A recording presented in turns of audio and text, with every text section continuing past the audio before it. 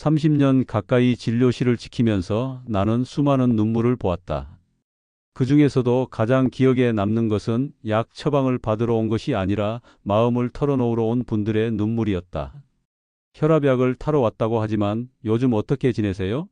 라는 짧은 질문 하나에 무너져 내리는 모습들. 그분들의 눈빛을 보면 알 수 있었다. 몸이 아픈 게 아니라 마음이 아프다는 것을. 가정의학과 전문의 김태현.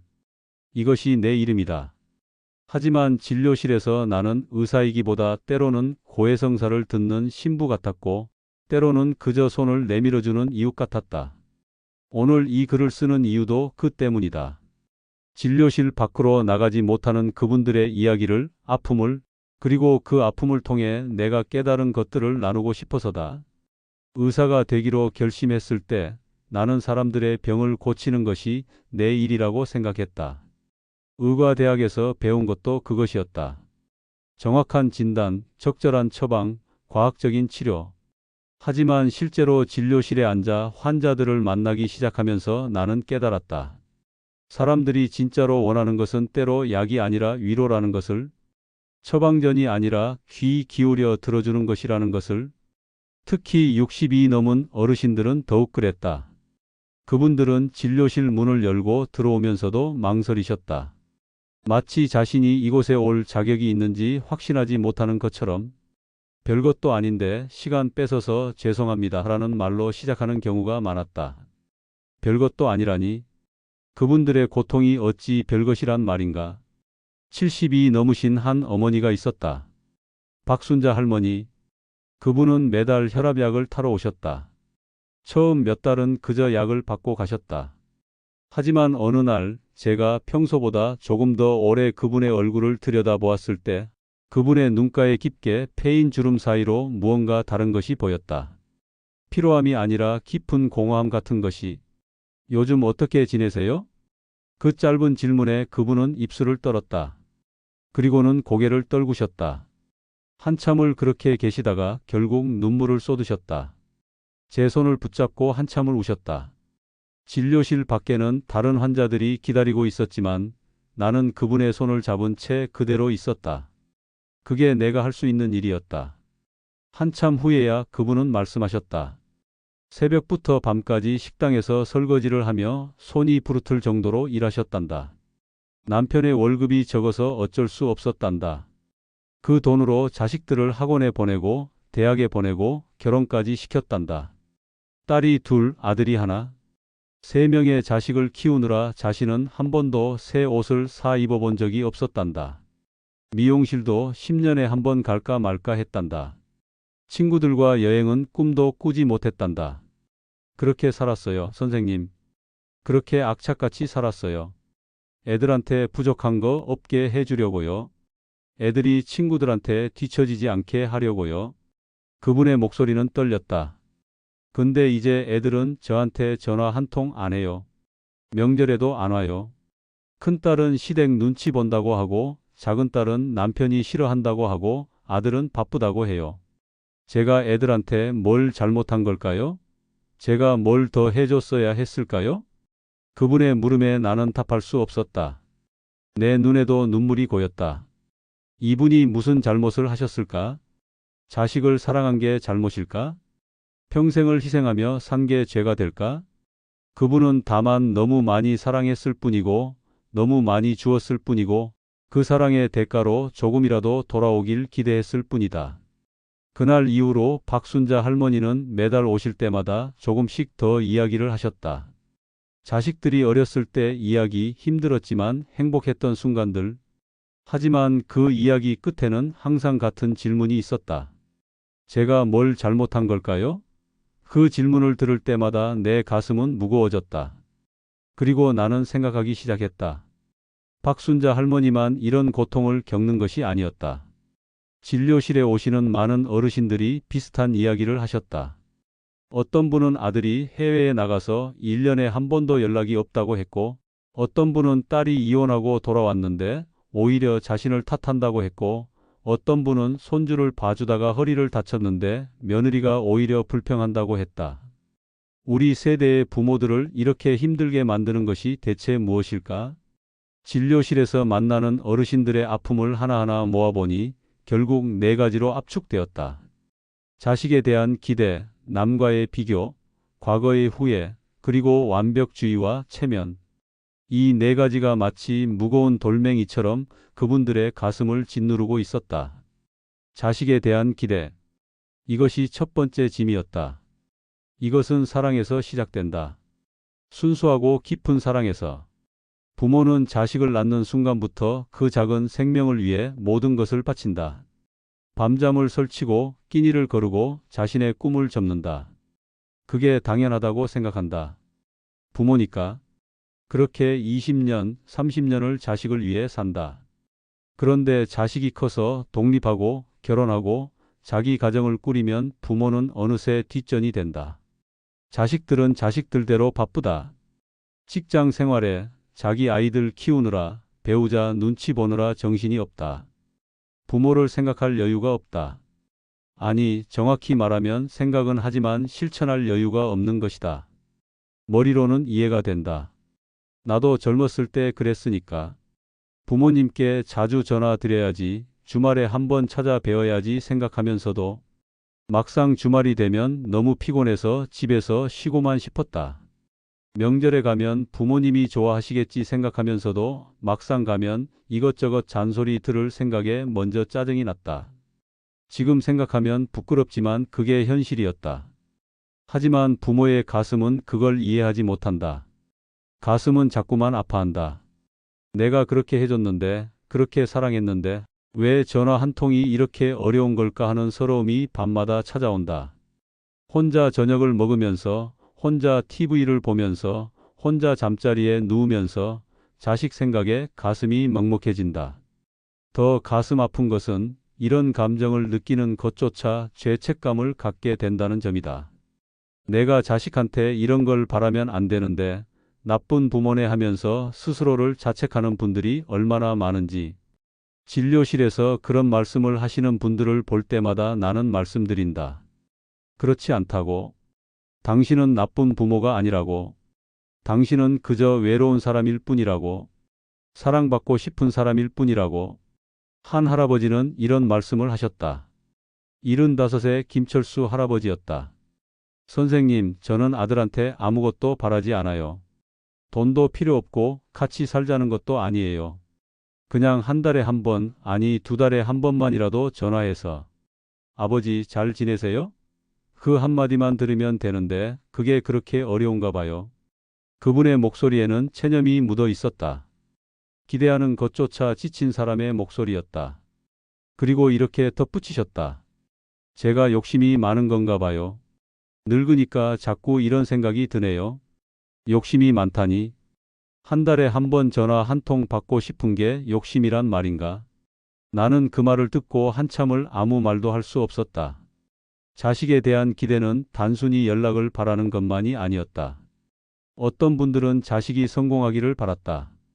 자신이 이루지 못한 꿈을 자식을 통해 이루고 싶어 했다. 좋은 대학, 좋은 직장, 좋은 배우자. 그런데 자식이 그 기대에 미치지 못하면 실망하고 때로는 원망하기도 했다. 그리고 그런 자신을 또 자책했다. 어떤 분들은 자식이 자신을 돌봐주기를 바랐다. 나이가 들어 몸이 불편해지면, 누군가의 도움이 필요해지면 자연스럽게 자식을 생각하게 된다. 하지만 자식들은 바쁘다고 했다. 요양보호사를 알아보라고 했다. 요양원도 좋은 곳이 많다고 했다. 그 말을 들은 부모의 마음이 얼마나 무너지는지 자식들은 알까? 한 할머니는 이런 말씀을 하셨다. 저는 애들 키울 때 혼자 다 키웠어요. 시어머니 도움도 못 받고 친정어머니는 일찍 돌아가셨고 밤에 애들 아프면 혼자 업고 병원 갔어요. 근데 이제 제가 아프니까 애들이 요양보호사 부르래요. 낯선 사람이 절 돌보는 거예요. 제가 애들한테 그렇게 한 적 있나요? 그분의 눈에서 흘러내리는 눈물을 보면서 나는 생각했다. 세대가 바뀌었다고, 시대가 바뀌었다고 말하기엔 너무나 깊은 상처였다. 자식에 대한 기대. 이것은 결국 우리 자신을 갉아먹는 독이 된다.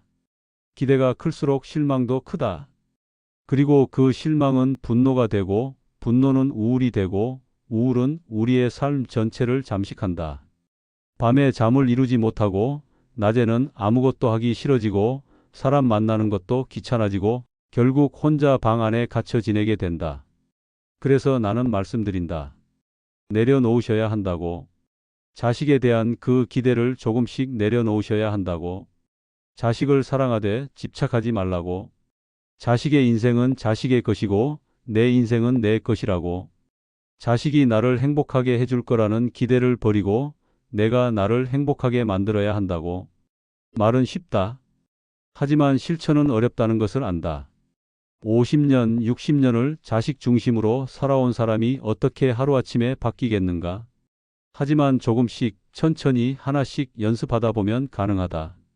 나는 그것을 수많은 환자들을 통해 목격했다. 두 번째 짐으로 넘어가 보자. 남과의 비교. 이것이 두 번째로 우리를 힘들게 만드는 것이었다. 한 할머니가 있었다. 이영숙 할머니.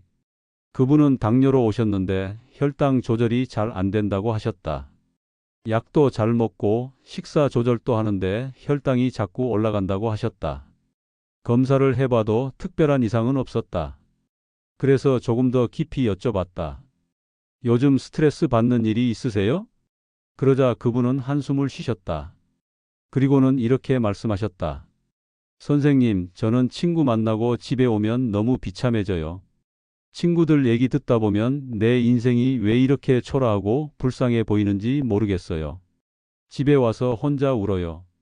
근데 친구들이 자랑하는 것도 아니에요. 그냥 일상적인 얘기를 하는 건데 제가 혼자 상처받고 시기하는 거예요. 이런 제가 너무 못나 보여요. 이영숙 할머니의 친구들은 대부분 자식이 잘 됐다고 했다.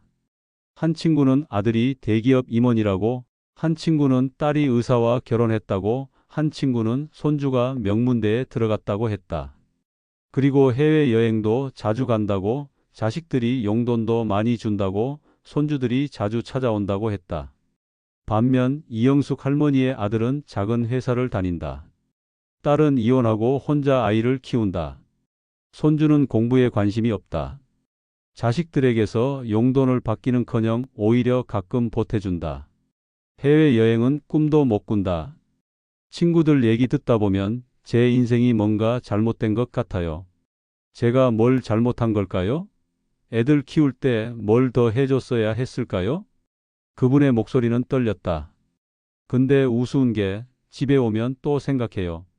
내 애들도 나름 괜찮은데 왜 나는 만족을 못하는 걸까?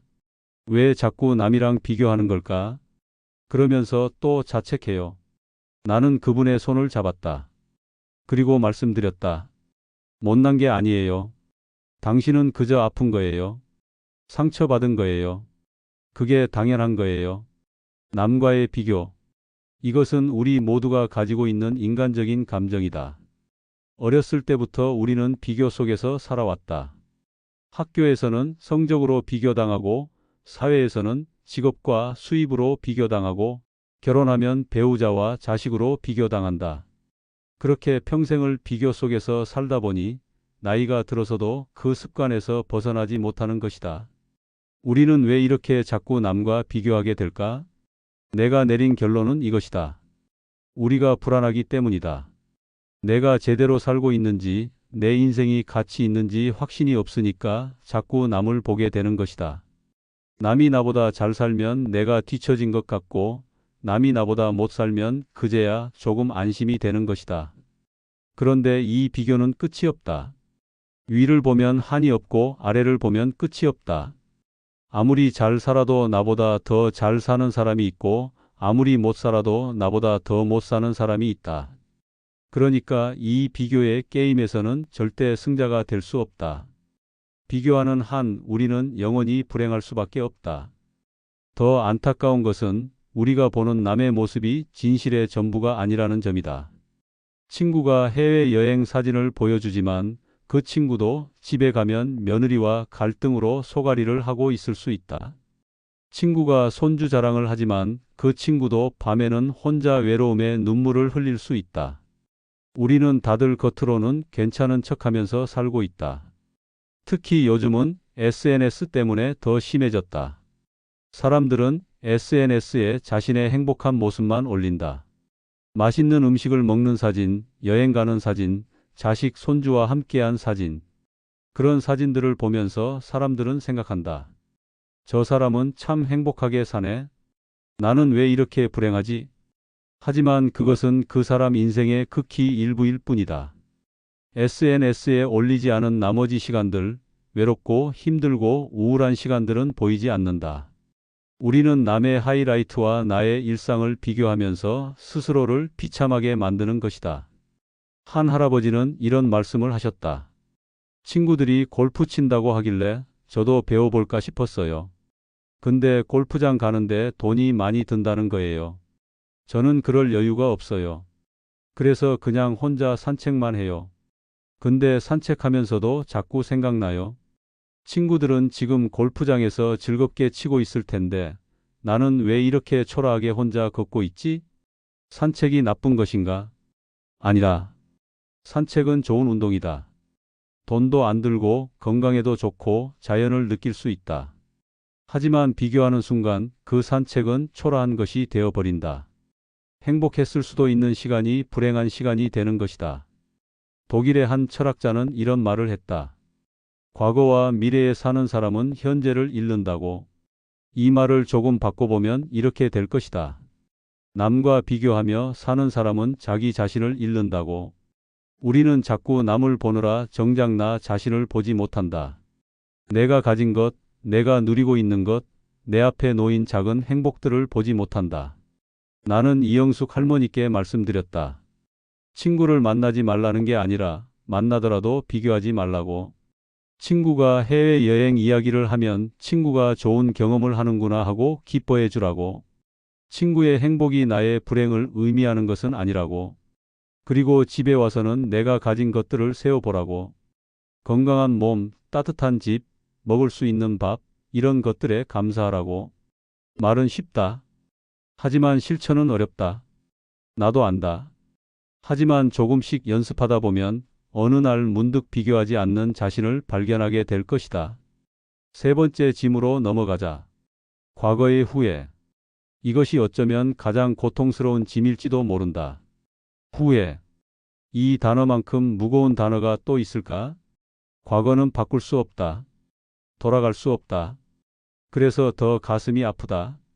그때 그렇게 하지 말았어야 했는데, 그때 그 말을 했더라면, 그때 그 결정을 내렸더라면 하는 후회가 밤마다 우리를 찾아온다. 한 할아버지가 있었다. 김용호 할아버지. 그분은 젊었을 때 사업을 하셨다고 했다. 작은 공장을 운영하셨는데 한창 잘 되던 중에 큰 거래처에서 더 큰 주문이 들어왔다고 했다. 그 주문을 받기 위해 은행에서 큰 돈을 빌렸다. 공장을 확장하고 직원을 늘리고 설비를 들였다. 그런데 그 거래처가 갑자기 부도가 났다.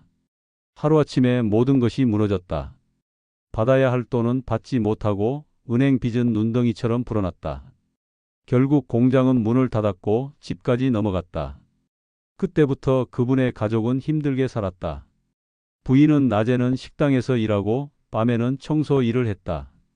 아이들은 학원은커녕 참고서 한 권 제대로 사주지 못했다. 명절에도 고기 한 점 제대로 먹지 못했다. 그렇게 10년, 20년을 힘들게 살았다. 부인은 몇 년 전에 돌아가셨다. 암이었다. 그런데 암을 일찍 발견하지 못했다. 부인이 몸이 아프다고 했을 때 그분은 병원비가 부담스러워 조금 더 참아보라고 했다. 그러다가 견디지 못해 병원에 갔을 때는 이미 말기였다. 석 달 만에 부인은 세상을 떠났다. 그 할아버지는 제 손을 붙잡고 떨리는 목소리로 말씀하셨다. 선생님, 저는 죽을 때까지 마누라한테 미안해요. 내가 잘못 선택해서 마누라가 고생만 하다 갔어요. 한 번도 좋은 옷 한 벌 사주지 못했어요. 여행 한 번 못 갔어요. 마누라가 아프다고 할 때도 병원비가 아까워서 참으라고 했어요. 그러다가 결국 암 말기로 발견됐어요. 제 잘못이에요. 다 제 잘못이에요. 이른이 넘은 노인이 어린아이처럼 엉엉 울었다. 그 울음소리에는 평생의 후회가 속죄할 수 없는 죄책감이 묻어 있었다. 나는 그분께 뭐라고 위로해야 할지 몰랐다. 할 수 있는 말이 없었다. 과거는 바꿀 수 없다. 돌아가신 부인은 다시 돌아오지 않는다. 그 시간들은 영원히 지나가 버렸다. 그분은 매일 밤 부인의 사진 앞에 앉아서 용서를 빈다고 했다. 매일 밤 눈물을 흘린다고 했다. 잠을 제대로 자지 못한다고 했다. 밥맛도 없다고 했다. 살고 싶지 않다고 했다. 하지만 죽을 용기도 없다고 했다. 그렇게 하루하루를 버티며 산다고 했다. 선생님, 제가 그때 그 거래를 하지 않았더라면 어땠을까요? 아니, 조금만 더 신중했더라면? 욕심을 부리지 않았더라면? 그랬다면 마누라가 이렇게 고생하지 않았겠죠? 그분의 물음에 나는 답할 수 없었다. 그랬을지도 모릅니다 라고 말할 수도 아닙니다. 어차피 똑같았을 겁니다 라고 말할 수도 없었다. 아무도 모르는 일이니까. 다른 선택을 했다면 어떤 결과가 나왔을지는 아무도 모른다. 하지만 한 가지는 확실하다. 그 후회가 지금 그분을 죽이고 있다는 것. 과거를 바꿀 수 없다면 그 후회는 아무 의미가 없다는 것. 단지 현재의 그분만 고통스럽게 만들 뿐이라는 것. 후회는 김영호 할아버지만의 것이 아니었다. 진료실에 오시는 많은 어르신들이 각자의 후회를 안고 살고 계셨다. 어떤 할머니는 젊었을 때 시어머니와 사이가 안 좋았다고 했다. 서로 말다툼을 많이 했고 때로는 며칠씩 말을 안 하고 지냈다고 했다. 그러다가 시어머니가 돌아가셨는데 돌아가시기 직전에 화해하지 못한 게 평생의 한이라고 했다. 그때 제가 조금만 더 참았더라면, 조금만 더 이해했더라면 하고 매일 후회한다고 했다. 어떤 할아버지는 아들이 어렸을 때 너무 엄하게 키웠다고 했다. 매를 많이 들었고 공부를 강요했고 아들의 말을 제대로 들어주지 않았다고 했다. 그래서인지 아들이 커서도 자신과 거리를 둔다고 했다. 대화도 별로 없고 만나도 어색하다고 했다. 그때 좀 더 다정하게 대했더라면 하고 후회한다고 했다. 어떤 할머니는 남편이 살아있을 때 잘해주지 못한 게 한이라고 했다. 남편이 힘들다고 할 때 위로해주지 않았고 남편이 이야기하고 싶어 할 때 귀찮아했고 남편이 외로워할 때 옆에 있어주지 않았다고 했다. 그러다가 남편이 갑자기 돌아가셨는데 마지막으로 제대로 된 대화 한 번 나누지 못한 게 너무 후회된다고 했다. 자식에게 더 잘해줄 걸, 부모님께 더 효도할 걸, 친구에게 더 좋게 대할 걸, 그 사람과 헤어지지 말 걸, 그 일을 선택하지 말 걸, 그 말을 하지 말 걸, 그 말을 할 걸. 후회는 끝이 없다. 우리 인생의 모든 순간순간이 후회의 재료가 된다. 그런데 이 후회가 우리에게 무엇을 해주는가? 과거를 후회한다고 해서 그 시간이 바뀌는가? 돌아가신 분이 다시 돌아오는가? 잘못한 일이 없어지는가? 아니다. 아무것도 바뀌지 않는다. 단지 우리만 아플 뿐이다. 오늘을 지금 이 순간을 제대로 살지 못하게 만들 뿐이다. 우리는 이미 지나간 시간 속에 갇혀서 현재를 낭비하고 있다. 그게 얼마나 안타까운 일인가? 우리에게 남은 시간이 얼마나 되는지 아무도 모른다. 내일이 있을지 1년 후가 있을지 아무도 장담할 수 없다. 그런데 우리는 그 소중한 시간을 과거를 후회하는 데 쓰고 있다. 후회는 우리를 우울하게 만든다. 밤잠을 설치게 만든다. 식욕을 떨어뜨리고 기력을 빼앗아간다. 두통을 일으키고 가슴을 답답하게 만들고 온몸을 무겁게 만든다. 의학적으로 보면 만성적인 후회와 죄책감은 코르티솔이라는 스트레스 호르몬을 지속적으로 분비시킨다. 이 호르몬은 면역 체계를 약화시키고 염증을 증가시키고 심혈관 질환의 위험을 높인다. 진료실에서 만나는 많은 어르신들이 우울증으로 고생하시는데 그 원인을 깊이 들여다보면 대부분 과거의 후회와 미련 때문이다. 내 인생이 이렇게 돼버렸는데 이제 뭐 하나? 이미 다 늦었어.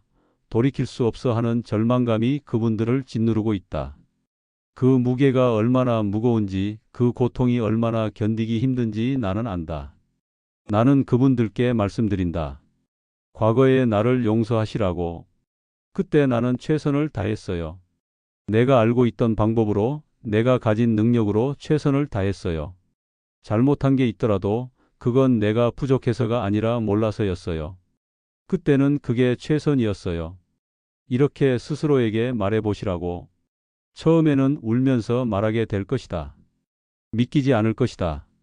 하지만 계속 말하다 보면 언젠가는 정말로 믿게 되고 정말로 용서할 수 있게 될 것이다. 그리고 매일 저녁 잠들기 전에 노트를 한 장 꺼내서 오늘 하루 중 감사한 일 3가지를 적어 보시라고 권한다. 아주 작은 것도 괜찮다. 오늘 날씨가 맑았다. 밥이 맛있었다. 이웃이 반갑게 인사해 줬다. 산책하면서 꽃을 봤다. 따뜻한 차를 마셨다. 이런 것들이 처음에는 쓸 게 없을 것 같다. 후회와 절망에 빠진 사람에게 감사할 일이 뭐가 있겠는가? 하지만 찾다 보면 있다. 작은 행복들이, 눈에 띄지 않던 것들이 보이기 시작한다. 이렇게 하루하루 감사를 적다 보면 우리 눈이 바뀐다. 과거의 아픔이 아니라 현재의 감사를 보게 되는 것이다. 이게 치유의 시작이다. 김용호 할아버지는 처음에는 거부하셨다. 제가 무슨 감사할 게 있습니까? 마누라도 제대로 못 돌봐준 사람이, 마누라를 죽게 만든 사람이 무슨 감사를 합니까? 하고 말씀하셨다. 하지만 나는 계속 권유했다. 그리고 몇 달 후 그분이 다시 오셨을 때 조금 달라진 모습이었다. 표정이 조금 밝아진 것 같았다. 물어보니 매일 밤 감사 일기를 쓰고 계신다고 했다. 처음에는 정말 쓸 게 없었어요. 억지로 오늘도 살았다 이런 것만 썼어요. 근데 자꾸 쓰다 보니까 조금씩 보이더라고요. 오늘 마트 가는데 버스 기사님이 친절하게 대해주신 것, 공원에서 산책하는데 강아지가 꼬리 흔들며 다가온 것, 이런 작은 것들이요. 그러다 보니 문득 생각이 들었어요. 마누라도 이런 작은 것들에서 행복을 느꼈을 거라고. 제가 큰 걸 해주지 못해도 같이 밥 먹고 같이 TV 보고 그런 작은 순간들이 마누라한테는 행복이었을 거라고요. 그분의 눈에는 여전히 후회가 남아 있었다. 하지만 예전처럼 깊은 절망은 아니었다. 조금씩 아주 조금씩 과거를 받아들이고 계신 것 같았다. 과거를 잊으라는 게 아니다. 과거는 우리의 일부다. 잊을 수도 잊어서도 안 된다. 다만 과거에 갇히지 말라는 것이다. 과거를 기억하되 거기에 머무르지 말라는 것이다. 과거에서 배우되 과거 때문에 현재를 망치지 말라는 것이다. 4번째이자 마지막 짐으로 넘어가자. 완벽주의와 체면. 이것이 어쩌면 앞에 3가지를 더욱 무겁게 만드는 근본 원인일지도 모른다. 한 할머니가 있었다. 박정희 할머니. 그분은 불면증으로 오셨다. 밤에 잠을 제대로 못 잔다고 하셨다. 잠이 들어도 자꾸 깬다고 하셨다.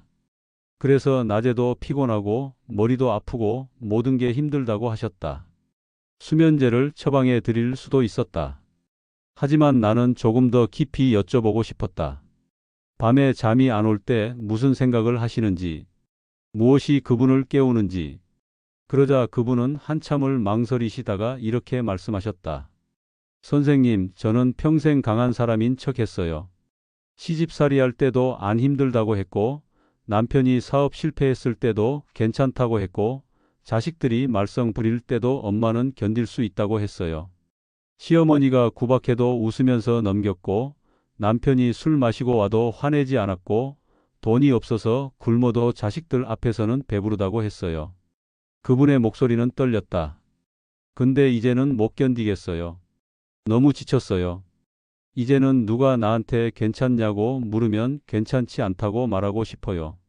아프다고, 외롭다고, 무섭다고 말하고 싶어요. 근데 그러면 애들이 실망할 것 같아요. 엄마가 왜 이렇게 약해졌지? 하면서요. 그래서 또 참아요. 계속 참아요. 그러다 보니 밤에 잠이 안 와요. 숨이 막혀요. 그분의 이야기를 들으면서 내 가슴이 찢어지는 것 같았다. 이 할머니가 평생 얼마나 무거운 가면을 쓰고 살아왔는지, 얼마나 외로웠는지 느껴졌다. 진짜 자신을 한 번도 보여주지 못하고 항상 강한 척, 괜찮은 척, 행복한 척하며 살아온 삶. 우리 세대, 특히 우리 세대의 여성들은 그렇게 살도록 교육받았다. 시집가면 참아야 한다고, 어른이 되면 강해야 한다고, 부모가 되면 완벽해야 한다고 배웠다. 약한 모습을 보이면 안 되고, 실수하면 안 되고, 울면 안 되고, 화내면 안 되고, 불평하면 안 된다고 배웠다. 그게 어른의 도리이고 나이 든 사람의 품이라고 배웠다. 체면을 지켜야 한다고, 남한테 약한 모습 보이면 무시당한다고, 완벽해야 존경받는다고 배웠다. 그렇게 살다 보니 우리는 너무 지쳤다. 항상 긴장하고, 항상 조심하고, 항상 참으면서 살아야 했다. 완벽주의와 체면. 이것은 단순히 자존심의 문제가 아니다. 이것은 우리의 생존 전략이었다. 약한 모습을 보이면 살아남을 수 없다고 생각했다. 완벽하지 않으면 버림받을 거라고 생각했다. 그래서 우리는 가면을 썼다. 평생을 가면을 쓰고 살았다. 그런데 이제 그 가면이 너무 무겁다. 더 이상 쓰고 있을 수가 없다. 하지만 벗을 수도 없다. 벗으면 그 아래 진짜 내 모습이 너무 초라할 것 같아서. 그래서 우리는 이 무거운 가면을 쓴 채로 숨이 막혀가고 있다. 완벽주의와 체면 때문에 우리는 도움을 요청하지 못한다. 자식들한테 엄마 힘들어, 좀 도와줘라고 말하지 못한다. 그러면 자식들이 엄마가 약해졌네 하고 생각할까봐. 친구들한테 나 요즘 외로워라고 말하지 못한다. 그러면 친구들이 쟤는 자식들한테도 버림받았나 봐 하고 생각할까봐. 의사한테도 우울해요, 죽고 싶어요 라고 솔직하게 말하지 못한다. 그러면 정신병자 취급받을까봐. 그래서 우리는 계속 괜찮은 척한다. 괜찮아요, 별일 아니에요, 나이 들면 다 이런 거죠 하고 웃으면서 말한다. 그러다가 결국 더 깊은 구렁텅이로 빠져든다. 고립되고 외로워지고 병이 깊어진다.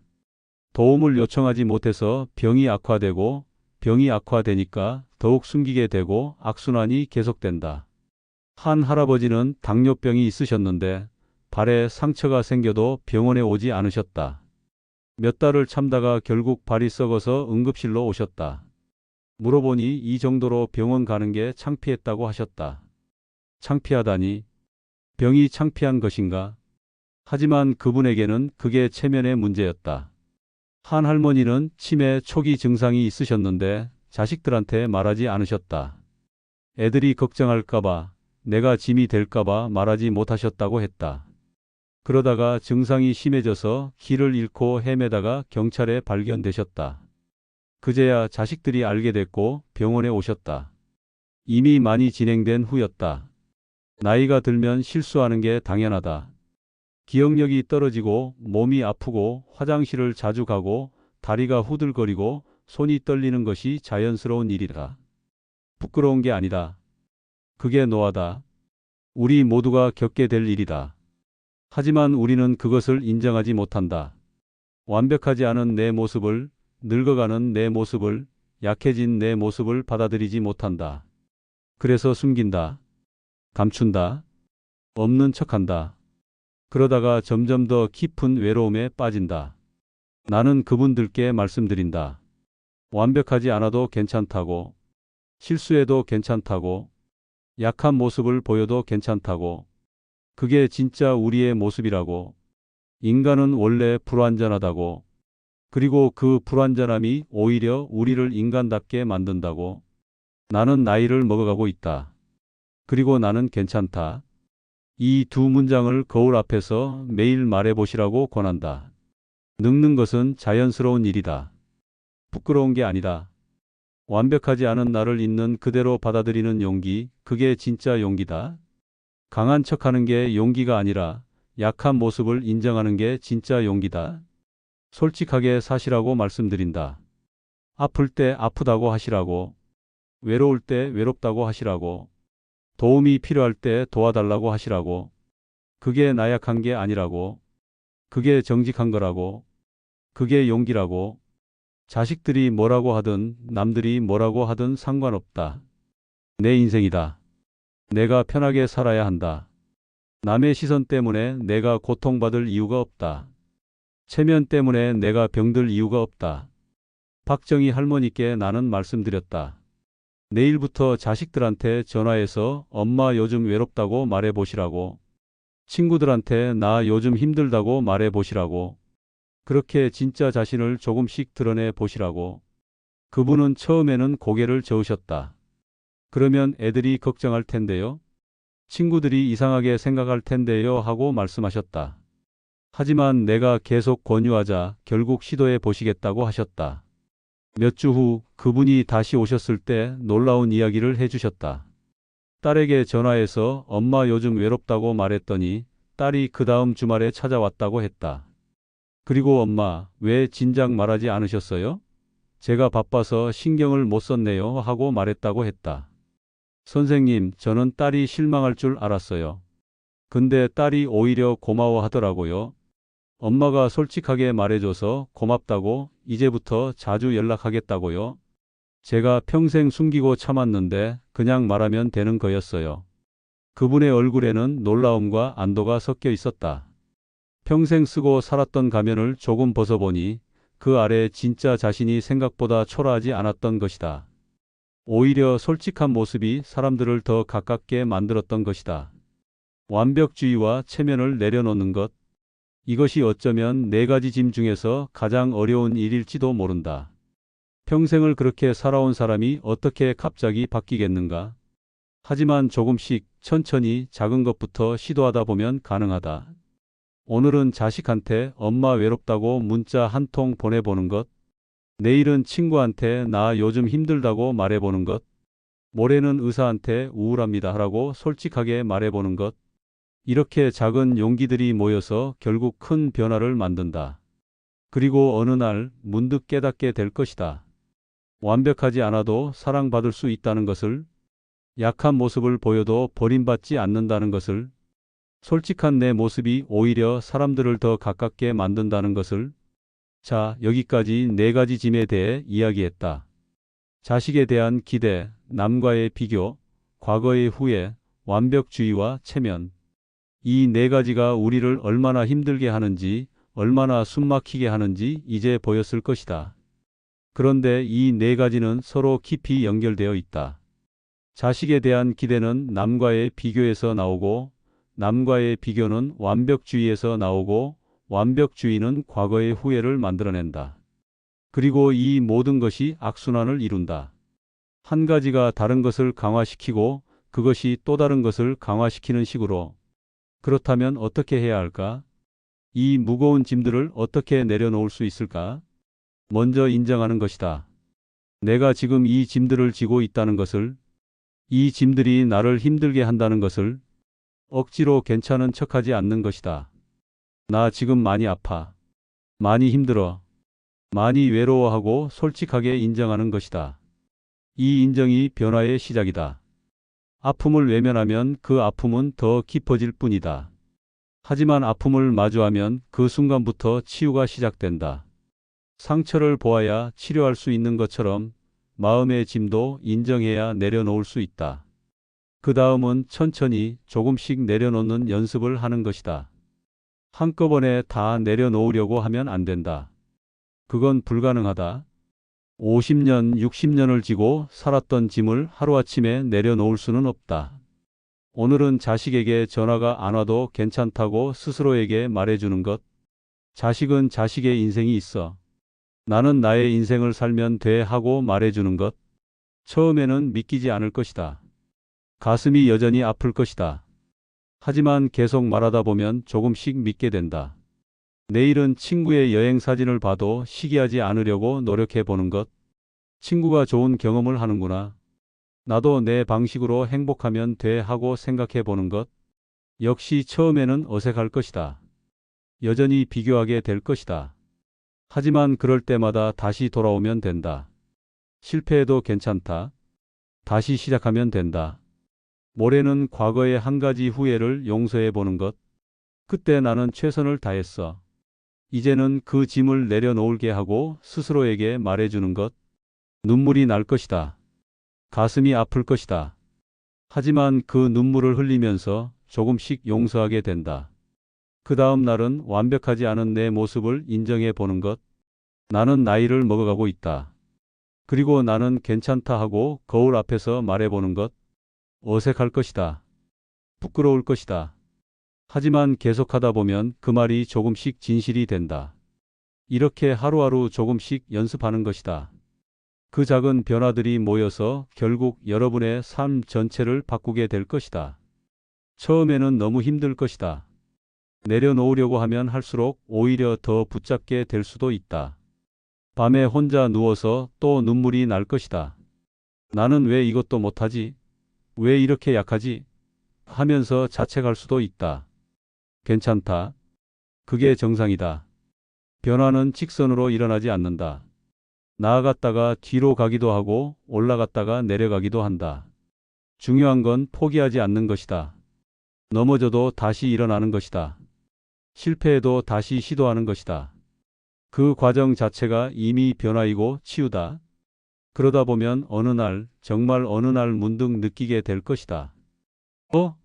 오늘은 좀 덜 아프네? 하고 자식한테 전화가 안 와도 예전만큼 서럽지 않다. 친구 만나도 예전만큼 비교하지 않게 된다.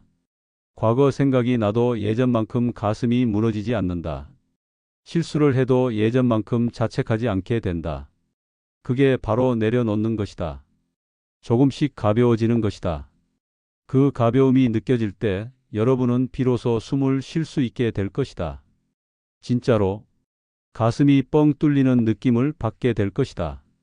아, 이게 자유구나. 이게 평화구나 하고 느끼게 될 것이다. 내려놓는다는 것은 사랑을 포기하는 게 아니다. 자식을 사랑하되 집착하지 않는 것이다. 자식의 행복을 바라되 자식이 나를 행복하게 해줄 거라고 기대하지 않는 것이다. 자식은 자식의 인생을 살고 나는 나의 인생을 사는 것이다. 내려놓는다는 것은 과거를 잊는 게 아니다. 과거를 기억하되 거기에 갇히지 않는 것이다. 과거에서 배우되 과거 때문에 현재를 망치지 않는 것이다. 과거의 나를 용서하고 현재의 나를 사랑하는 것이다. 내려놓는다는 것은 아무것도 하지 않는 게 아니다. 잘하고 싶은 마음은 이때 완벽하지 않아도 나를 용서하는 것이다. 최선을 다하되 결과에 집착하지 않는 것이다. 실수해도 괜찮다고 그게 인간이라고 스스로에게 말해주는 것이다. 그게 진짜 내려놓음이다. 완전히 버리는 게 아니라 적절한 거리를 두는 것이다. 그 거리가 우리를 자유롭게 해준다. 숨 쉴 공간을 만들어준다. 살아갈 여유를 만들어준다. 그러면 무엇이 달라질까? 우리가 이 네 가지를 내려놓으면 무엇을 얻게 될까? 돈이 생길까? 아니라. 건강이 좋아질까? 당장은 아닐 수도 있다. 자식들이 갑자기 효도할까? 그것도 아니라. 그럼 뭐가 달라지느냐고 물으실 수도 있다. 마음이 달라진다. 마음이 가벼워진다. 그리고 그 가벼워진 마음이 모든 것을 바꾼다. 첫 번째로 정신적 여유가 생긴다. 머릿속이 복잡하지 않다. 자식 걱정, 남 신경, 과거 후회, 체면 생각으로 꽉 차 있던 머리가 조금씩 비워지기 시작한다. 그러면 다른 생각들이 들어올 공간이 생긴다. 오늘 날씨가 참 좋네. 저 꽃이 예쁘네. 이 밥이 맛있네. 저 새소리가 듣기 좋네. 햇살이 따뜻하네. 이런 단순하지만 소중한 생각들이 들어온다. 이런 작은 것들을 느낄 수 있는 여유가 생기는 것이다. 그게 바로 행복이다. 행복은 큰 사건에 있는 게 아니다. 해외여행을 가거나 복권에 당첨되거나 자식이 성공하는 큰 사건에 있는 게 아니다. 행복은 이런 작은 순간들에 있다. 아침에 눈을 떴을 때 창문으로 들어오는 햇살, 따뜻한 차 한 잔, 이웃의 반가운 인사, 산책길에 만난 강아지 이런 작은 것들에 행복이 있다. 그동안 우리는 너무 큰 것만 바라보느라 바로 곁에 있는 이 작은 행복들을 못 봤던 것이다. 자식의 성공, 남보다 나은 삶, 과거를 바꾸는 것, 완벽한 모습, 이런 큰 것들만 쫓아가느라 지금 여기 있는 작은 행복들을 지나쳤던 것이다. 두 번째로 몸이 가벼워진다. 마음의 짐이 무거우면 몸도 무겁다. 어깨가 축 처지고 걸음이 느려지고 얼굴 표정이 굳어진다. 숨쉬기도 힘들고 가슴이 답답하고 온몸이 무겁다. 그런데 마음이 가벼워지면 몸도 따라서 가벼워진다. 의학적으로도 설명이 된다. 만성적인 스트레스와 우울감은 우리 몸에 코르티솔이라는 스트레스 호르몬을 계속 분비시킨다. 이 호르몬이 많아지면 면역력이 떨어지고 염증이 생기고 통증이 심해진다. 혈압이 올라가고 혈당이 올라가고 심장에 부담이 간다. 그런데 마음의 짐을 내려놓으면 이 스트레스 호르몬 수치가 낮아진다. 그러면서 몸도 편해지는 것이다.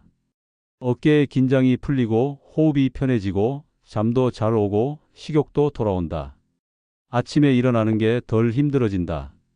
산책을 나가고 싶어진다. 사람들을 만나고 싶어진다. 나는 진료실에서 실제로 수없이 목격했다.